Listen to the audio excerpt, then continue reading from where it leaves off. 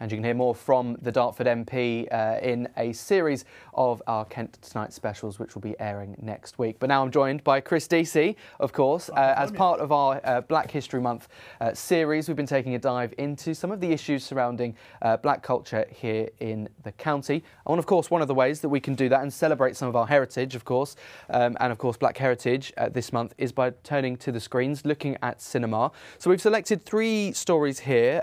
But first of all, before we go into some of these films, I was wondering what kind of cinema, what areas of cinema kind of spring to mind for you when you think about Black history? Yeah, well, when I knew you can do the feature on this, I thought of Spike Lee, Black Klansman, and actually the big debate, it was the Oscars in 2019, where Black Klansman won the Oscar for Best Writing, but it was Green Book, which was a very insipid sort of version of the same sort of tropes.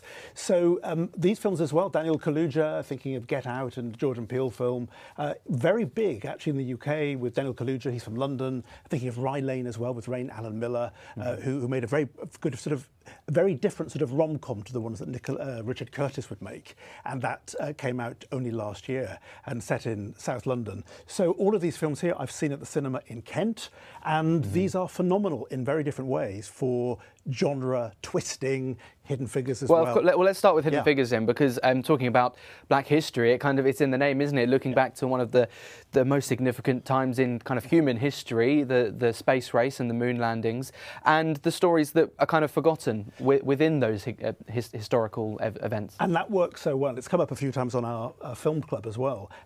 Although you've got Kevin Costner in this. If this had been made 20 years earlier, he would have been the star. But here, the star of the 3 women who we didn't know anything about, and without whom the space race wouldn't have been as accomplished as it was. So it's that sort of way of going back over history.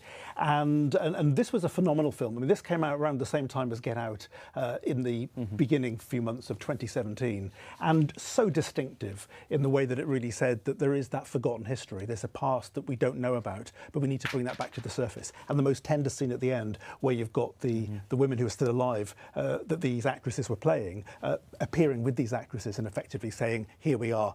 This story could not have been made 10, let alone 30 or 40 years ago. Absolutely, and we obviously spoke a bit about Get Out there, and Jordan Peele, obviously his own directorial kind of story, moving from that kind of comedy background into now directing. He's done a few great films. We haven't got long left, so I wanted to move on to Blue Story, because this is one where it wasn't just about the kind of story itself and exploring gang violence in London and some of the more personal stories, because it was based on a true story, of course. It was actually what happened after the film was released, when it was banned in some cinemas. Just quickly, your thoughts on this, because I know you saw it in cinema. I saw it in Ashford, and I remember the weekend when this came out, when it wasn't so much the film itself, but what happened particularly in Birmingham. I think it started one Saturday night, a lot of violence. The film was banned by a couple of cinema chains. I saw it at Cineworld in Ashford, and I remember going in feeling this sort of strange sense of trepidation that what was happening on the screen, what was happening in the cinema, was somehow interconnecting.